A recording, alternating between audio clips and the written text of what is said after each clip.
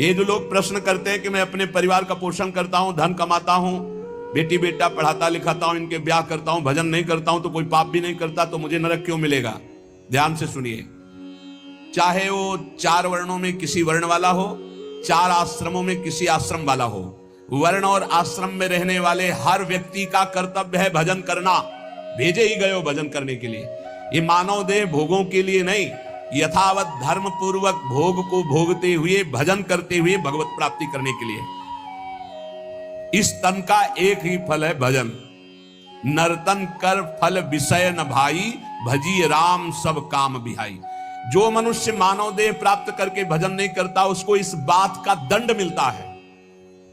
वो अपने वर्ण आश्रम से भ्रष्ट होकर नीच योनियों में जाता है और बहुत कष्ट पाता है। क्यों? क्योंकि एक ही ये योनि है जिससे हम निकल पाएंगे 84 लाख योनियों में।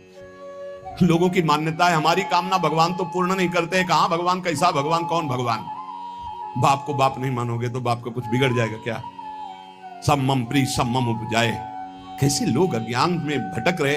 तुम करो पापाचरण, तुम्हारी बात सुनेंगे? अच्छा यही सोचो, यदि आप धर्म मार्ग में चलोगे तो उज्जवल भविष्य वाले, आप अध्यात्म बल से बलवान, आप परमानंद की प्राप्ति करने वाले। आप विपरीत मार्ग में धर्म विरुद्ध चलोगे तो आपको रोग, शोक, दंड, चिंता, भय, शोक, नरक, मृत्यु ये सब प्राप्त होंगे।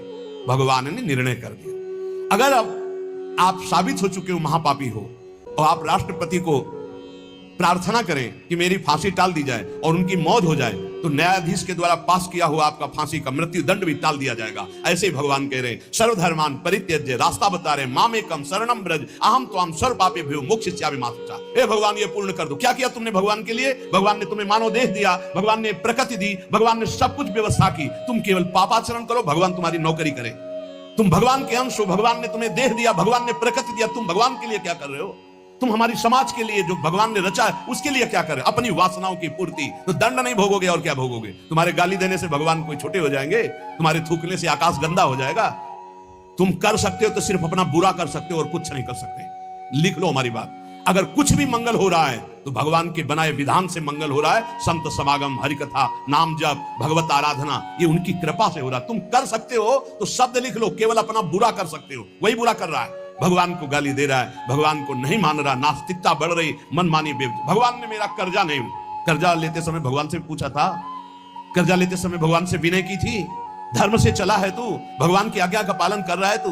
अरे भगवान तो सबके पिता हैं, परम उदार हैं। गाली देने वाले को भी प्रकृति से नहीं रोकते कि इसको श्वास मत लेने देना, ये मुझे गाली देता है। नहीं, अच्छी ऑक्सीजन देते हैं, पानी देते हैं, भोजन देते हैं। उसके लिए पृथ्वी फट नहीं जाती है, उसको भी पृथ्वी अपनी गोद में रखती है, जो भगवान को गाली दे। कैसे नीच बुद्धि वाले अपना काम बनाने के लिए आए हो और अपना काम बिगाड़ रहे हो। जिनसे काम बनना है उन्हीं में नास्तिकता कर रहे हो। कौन है आधार यहां इस जगत का? वही सर्वाधार परमात्मा। तुम अंधे हो, दिखाई नहीं दे रहा? ये सूर्य किसके बल से तेजवान है? ये वायु किसके बल से चलती है? किसके बल से पृथ्वी? आप देखो किसके आदेश से हो रहा है। एक जरा सा झटका आता है, प्रांत का प्रांत चकनाचूर हो जाते हैं। वो सामर्थ्यशाली भगवान है। तुम्हारे कुछ कहने से होगा? आप चींटी की तरह पिस जाओगे। उसकी शक्तियां अनंत है। होश में अगर जीवन को मंगलमय सार्थक बनाना है तो एकमात्र भगवान की शरण है। और अगर कुछ भी और करोगे तो अपने को बर्बाद करोगे, सिर्फ बर्बाद करोगे, सिर्फ विनाश करोगे अपना, और कुछ मंगल नहीं कर सकते। भगवान का आश्रय ले लो, वो बहुत करुणामय है। ये जो पुरुष चारों वर्ण या चारों आश्रम में है, यदि भजन नहीं करते तो इस बात का दंड मिलेगा कि मानव देह तुम्हें मिला है भगवत प्राप्ति के लिए। देखो, बोले भला पिता अपना बालक का अहित चाहता है? हाँ चाहता है। एक पिता के पुत्र ने किसी नाबालिग का बलात्कार करके उसको मार डाला। उससे वो समाचार वाला पूछता है कि आप अपने ऐसे पुत्र के लिए क्या बोलेंगे? तो बोले यही बोलूंगा कि जल्दी से गिरफ्तार किया जाए और उसको फांसी की सजा दी जाए। मेरे बालक ने ऐसा अपवित्र कार्य किया, मैं कभी देखना नहीं चाहूंगा कि वो मेरे सामने आवे, उसको जल्दी से जल्दी पकड़ा जाए। ये जब एक साधारण पिता ऐसा बोल सकता है तो असाधारण पिता जो धर्म के विरुद्ध चलेगा, तिनकर काल रूप में भ्राता, वो भगवान साक्षात धर्म स्वरूप है। कोई धर्मात्मा पिता नहीं चाहेगा कि उसका पिता अपवित्र कार्य करे और उसे गले से लगाए। फिर भी मेरे भगवान कह रहे हैं, अहम त्वाम सर्व पापेभ्यो मोक्षयिष्यामि मा शुचा। अपिचेत सुदुराचारो भजते माम अनन्य भाग। महादुराचारी भी हो तो आ जाए कह के कि प्रभु मैं आपका हूं, आपके सिवा कोई मुझे नहीं बचा सकता, तो मैं तुम्हें साधु समंतव्य सम्यक व्यवसिता हिस्सा, मैं तुम्हें साधु बनाऊं। फिर भी भगवान को कैसे शब्दों से बोलते? कोई भगवान नहीं। मनमानी आचरण करो, पता चल जाएगा भगवान है कि नहीं। अंतिम समय तक तो पता चल जाए। एक डॉक्टर बोले थे हमसे, जब गंगा किनारे भ्रमण करते थे, बहुत अमेरिका से पढ़ के आए थे, मार विज्ञान छांटते चले जाए, कौन भगवान, कैसा भगवान, क्या। अब गंगा किनारे तो एक अलग रहनी थी, उदासीन ना बोलना किसी से। उनसे कहा नहीं, ऐसा अपमान मत करो भगवान, अब कैसे हम तुम्हें छाती चीर के दिखावें कि हैं हम ऐसे जी रहे हैं, ये साधु महात्मा ऐसे जी रहे हैं, केवल हवा में जी रहे हैं, नर्क स्वर्ग की चाह नहीं। लेकिन छाती से कहता हूं, हृदय से कहता हूं, त्रुटि हमारी, करुणा उनकी। अगर कहीं भी हमें कुछ भी असंतोष हुआ है तो मेरे आचरण का, मेरे विचार का, मेरी क्रियाओं का हुआ है, और उनकी कृपा का वार पार नहीं। अपार करुणा बरुणालय। और मिलना, तुम बहुत दूर हो हमसे, तुम दूर हो, लेकिन मेरे प्रिया प्रीतम मेरे से दूर नहीं। अब वो कोई ऐसी दूरबीन नहीं कि मैं तुम्हें दिखा सकूं कि देखो। ये हम कोई प्रमाण तुमसे नमस्कार नहीं चाहने के लिए कह रहे, ये इसलिए कह रहे कि प्रभु कितना प्यार करते, तुम्हें कैसे बताऊं। हजारों प्राण हो तो न्यौछावर कर दे, ऐसा प्यार करते हो। ऐसे नहीं को स्वप्न में आके प्यार करते हो, भाव में आके प्यार करते हैं। जैसी भावना करोगे वैसे तुम्हें अनुभव कराएंगे। वो है, प्रत्येक कण में है, प्रत्येक क्षण में वो मेरे साथ है। ऐसा बिल्कुल माइक से कह रहा हूं, आचार्य बल से, गुरु बल से, कि विश्वास करो। वो केवल ध्यान का विषय नहीं है, वो केवल भजन का विषय नहीं है, वो मित्र की तरह मिलते हैं, वो संभाषण करते हैं, वो साथ खेलते हैं। पर ये बात वही देख सकता है जो उन तक पहुंच चुका है, जो उनके चिंतन में तन्मय है। अन्यथा ये मायाकृत नेत्रों से बात नहीं देखी जा सकती। इसलिए उसका पतन निश्चित है जो मनुष्य शरीर पाकर के भजन नहीं करता है। भगवान ने केवल भजन के लिए दिया है। दुष्यंता पर कायेषु स्वात्मानम हरिमीश्वरम मृतकेशानुबंधेस्मिन् बद्ध स्नेहा पतंत्यधः। भाई शरीर का अभिमान मत करो, ये मरा ही मरा, अभी मरा या कल मरा, मरा ही है पक्का। मृत्यु प्रतिपल साथ है। ये शरीर मृत शरीर समझो, कब छूट जाए कुछ पता नहीं। इसके संबंधी भी छूट जाएंगे। इस शरीर से प्रेम गांठ करने का मतलब है नरक यात्रा तय करना। इसलिए इससे ज्यादा प्यार मत करो। इसे खूब कई बार हमने प्रार्थना की साधकों से, इस शरीर को ऐसा समझो जैसे कंजूस मालिक बेईमान नौकर से काम लेता है, ऐसे ले। इससे इसको छूट दे दी तो ये पूरी की पूरी जिंदगी बर्बाद कर दे। इसे बेईमान जैसे नौकर ना हो। ईमानदार नौकर अपने आप काम करता है, ये अपने आप नहीं करेगा। बेईमान नौकर जो आराम करना चाहता है, तो लगाओ काम में 4 घंटे, 124 घंटे में 20 घंटे इसको संसारिक काम, साधना के काम, भजन कार्य, आनंद समेट लो। यहां कमाने आए हो, यहां कोई तुम्हारा घर नहीं, कोई मकान नहीं, कोई दोस्त नहीं, कोई परिवार नहीं। ये परदेश है स्टेशन जैसा। तुम्हारी टिकट कटी, भागे, पूछोगे भी नहीं, ये पत्नी तुम कैसे रहोगे, ये बच्चों तुम कैसे रहोगे, नहीं, चले गए, दोबारा कभी देखने को नहीं मिलेगा। न तुमको वो, न वो तुम्हें, कभी नहीं मिलेगा।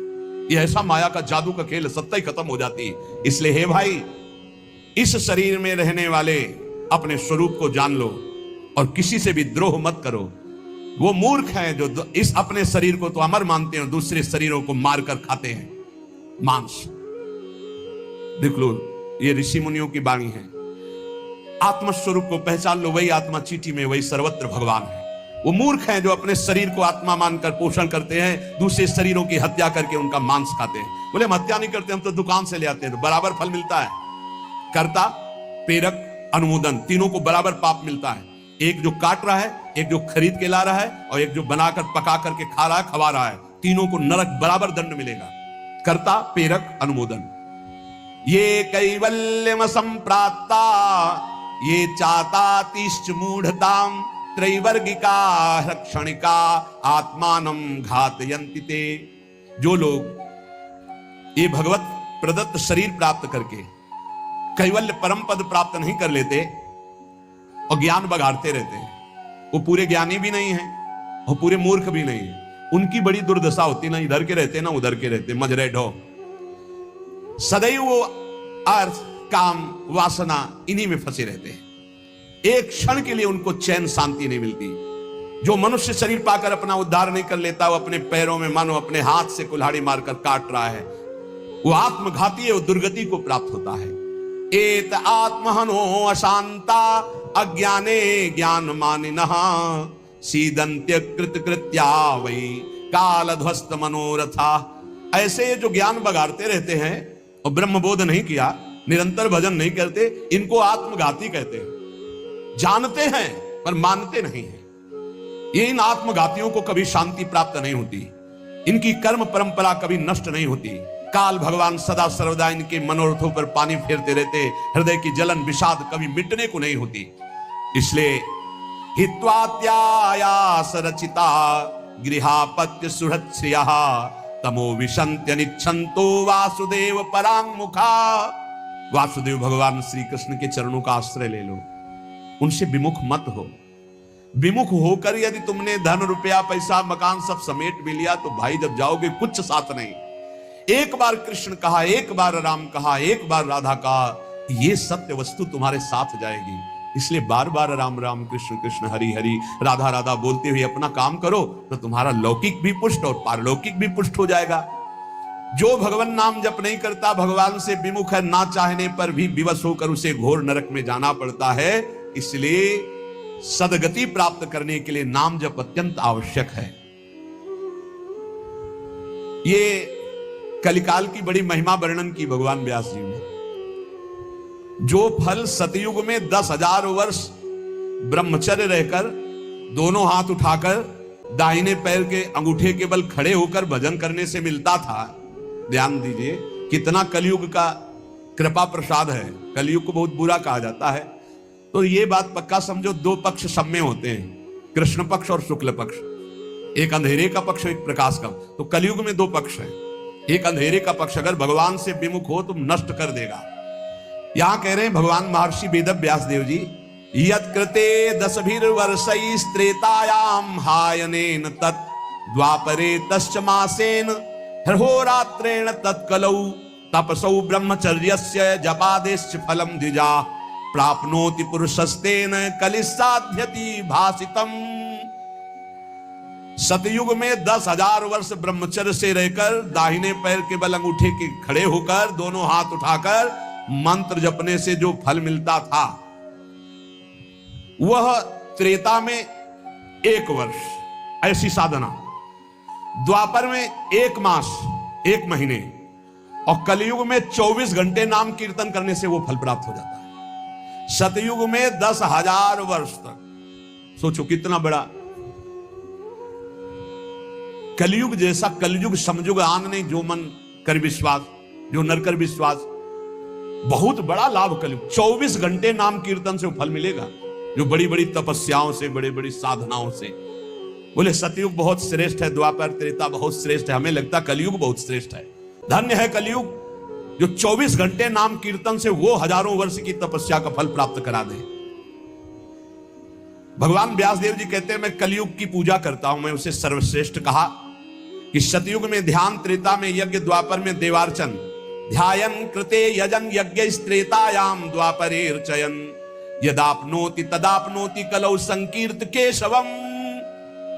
जो सतयुग में ध्यान से, त्रेता में यज्ञ से, द्वापर में पूजा करने से मिलता था, कलयुग में केवल नाम कीर्तन से फल मिल जाता है। इसीलिए नाम संकीर्तनम यस्य सर्व पाप प्रणाशनम। कलयुग में सबसे बड़ी साधना नाम जप करो, नाम कीर्तन करो, लीला चरित्र गाओ, लीला चरित्र सुनो। जो इस कलयुग में अपना कल्याण नहीं कर पाया तो फिर और युग में कल्याण करना बड़ा कठिन है। अंगूठे के बल खड़े होके देखो, कई मिनट खड़े रहोगे। ऐसे उपमन्यु आदि बड़े बड़े महात्माओं के चरित्र आते हैं, 1000 वर्ष, 10,000 वर्ष ऐसे। अरे यही सौभरी ऋषि यमुना में डुबकी लगा के भजन करके देखो, कई मिनट करोगे।